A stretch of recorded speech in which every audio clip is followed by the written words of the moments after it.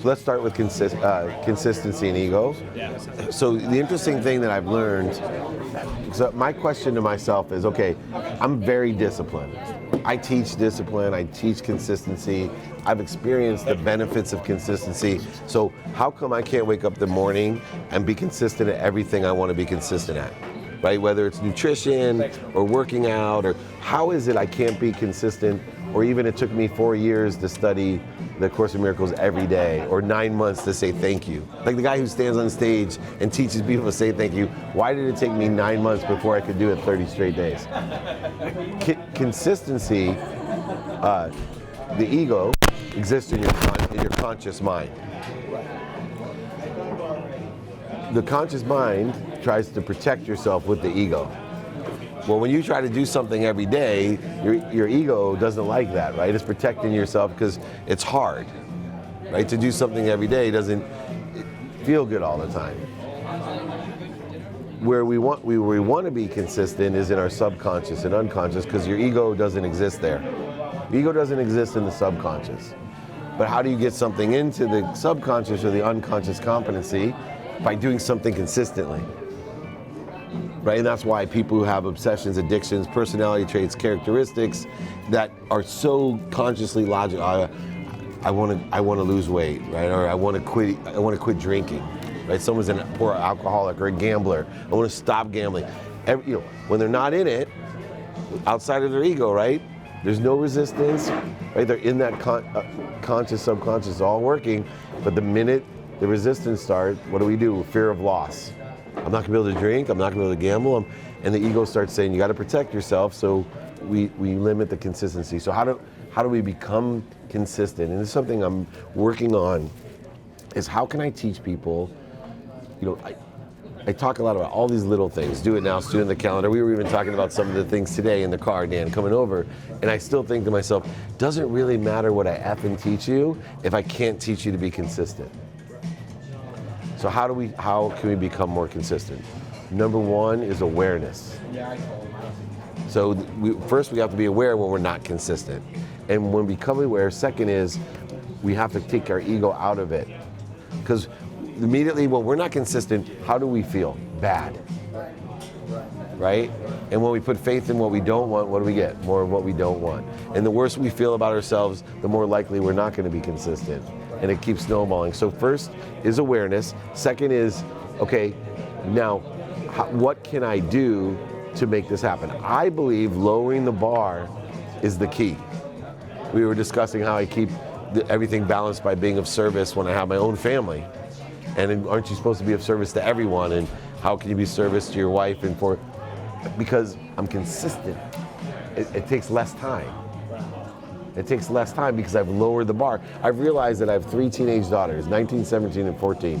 And I realized it was much more beneficial for me to make sure they knew that I cared about them and I cared about what they were doing for 2 minutes a day, every single day, more than it was with the bullshit, oh, you gotta go with me all day Saturday and spend time with the family. 12 hours with the family on Saturday sounds like I'm a good dad. I say bullshit to that. I keep in contact with my family, the girls, because that's about as much as they can stand me. But my relationship is constant. And they know we have a much deeper relationship because you guys, you may remember when you were kids, or if you have kids, when your parents made you go somewhere on a Saturday and you were a teenager, you think that helped your relationship? No, especially with phones now. So I started doing the same thing, like working out. You want to start doing, lower the bar, put your shoes, whatever. What we really want to focus in on, though, the habit, is how do I create this habit machine or consistency machine? Because how old are you? Because you look the youngest. 21. You want younger? All right, I nailed it. All right. It may seem like a long time, but I'm 50 years old. If you improve 1% of your consistency, your consistency machine, that you could put something through it, when you're my age, it'll almost be 30% better. That means out of 100 things you're trying to be consistent at, 30 of them you'll be able to do instead of 0. That's if you're at 0. So what I want everyone to focus in on is let's all try to practice just being consistent. So pick things to do. For me, I picked 3 things. You know, the one that shocked my world was, number one, I got unhealthy, and I was saying to Dan, I love to work out. And it was like the snowball effect. I just kept getting fat. I kept eating, because this is my life, right? Places like this, eating, drinking, not working out, eating, and 5 years goes by and you gain 5 pounds a year, pretty soon you're 30 pounds overweight. And I was like killing myself. So I switched everything. I said, health, minimum 1 hour a day for health, every single day. Before anything, before work, before family. My wife was like pissed. She's like, you're gonna put your working out before family? I said, yeah, I put my health before my family, because if I'm not healthy, you're screwed. So are the girls. And she got it. But the one that shocked me was my mom. And I have all these epiphanies through my mom. Like when I had to tell her I lost her house, she changed my life, the way she responded.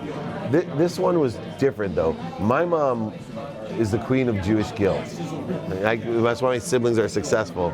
But she was, this is fairly recently, was making me feel guilty, and she was making me do things like, come down to my house and, you know, can you do this for me? And I'm thinking, I have other brothers and you could do this. Like, what is it going on? I started realizing she wants me to prove that I love and appreciate her.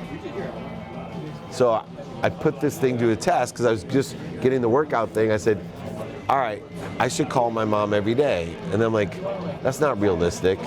Like, you know, I started with consistency, something you can do for the rest of your life. So I said, I could give my mom a minute a day. That's what I did. I said, I'll give my mom a minute, minimum of a minute a day, to tell her I love and appreciate her. Text, email, or phone call. I could remember to do that.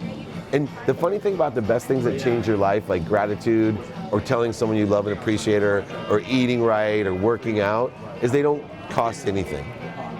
But yeah, I could give you 5 things to do every day that would change your life exponentially. At 21, like you would be by the time you're 30, like incrediman. And that don't cost anything, but yet you're so far in your own way that you can't consistently do it.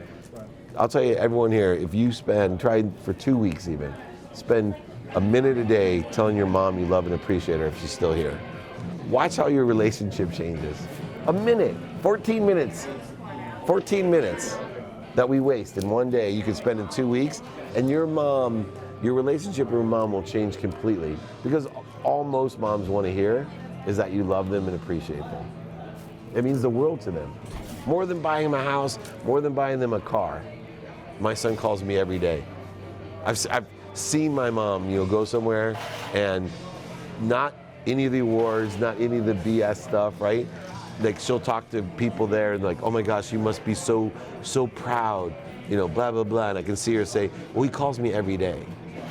Like that's her bragging thing. Not any other things, just, oh, he calls me every day. And I think to myself, wow, 1 minute, exponential results. So lower the bar, concentrate on the machinery, not on what the habit is. Because once you get the machinery better, right, this 1%, maybe you can do 2%. Now you're 60% better. Each year, a year.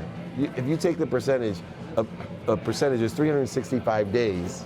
If you want 3% better, right, it's 1% every 100 days. That's 1/100th of a percent better every day that you have to get.